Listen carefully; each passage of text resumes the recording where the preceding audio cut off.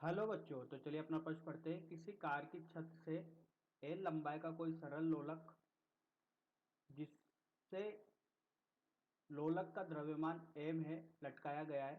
Car are त्रिज्या के वृत्तीय पथ पर एक समान चाल v से गतिमान है। यदि लोलक त्रिज्य दिशा में अपनी साम्यावस्था की स्थिति से इधर उधर छोटे दोलन करता है तो इसका आवर्तकाल क्या होगा। तो चलिए प्रश्न के लिए मुख्य अवधारणा की चर्चा करते हैं बच्चों।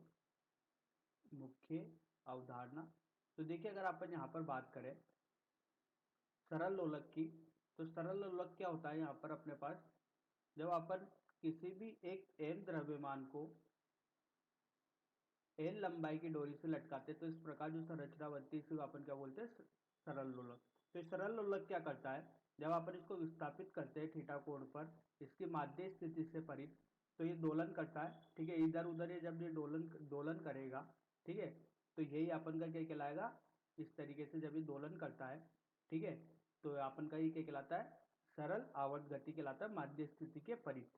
ठीक है, तो देखिए इसका जो आवर्तकाल होता है दोलन का वो दिया जाता है 2 पाई वर्गमूल एल बटे जी। एल क्या है, ये लंबाई, जिस लंबाई का ये अपन का सरल लोलक होता है। जी क्या है यहाँ पर, गुरुत्वीय त्वरण, तो ये इसका क्या हो गया, आवर्तकाल। ठीक है, अब देखिए अगर यहाँ पर मैं बात करूं कि अगर अपन इस सरल लोलक को अगर अपन ऐसे निर्देश तंत्र में रख दे जिसमें अपन का गुरुत्वीय त्वरण बदलता होता है, तो वहां पर जो आवर्तकाल दिया जाता है वो इस तरीके से दिया जाता है, टी बराबर 2 पाई वर्गमूल एल बटे जी प्रभावी, जिसे अपन इंग्लिश में इफेक्टिव बोलते हैं। ठीक है, जब ये होता है, जब अपन का निर्देश तंत्र जो होता है वो कैसा हो, बदला हुआ हो, मतलब जिस निर्देश तंत्र में अपन की जी की वैल्यू क्या हो जाए, बदल जाए।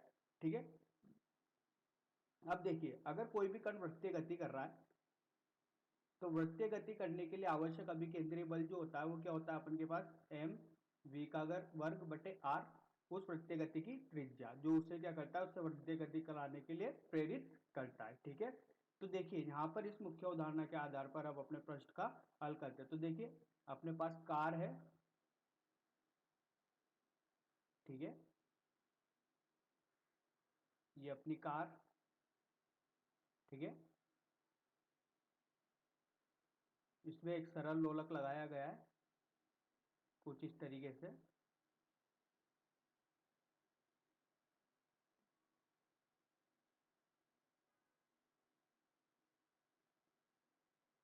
तो बोला गया है छत की लंबाई का सरल लोलक जिसके लोलक का द्रव्यमान कितना एम है, कार आर त्रिज्या के वृत्तीय पथ पर एक समान चाल से चलती। तो ये कार क्या होती है, वृत्तीय पथ पर चलती है जिसकी त्रिज्या क्या है, आर है। यदि लोलक त्रिज्य दिशा में अपनी साम्यावस्था की दोलन करता है, तो देखिए जब ये यहाँ पर इस कार को लटका, कार में ये सरल लोलक को लटकाते हैं और जब ये वृत्तीय पथ पर करता है तो इसका जो आपन का गुरुत्वीय त्वरण होता है वो क्या होता है, बदल जाता है। तो देखिए इसके अब अगर इसको यहाँ पर बनाए तो देखिए ये अपना सरल लोलक,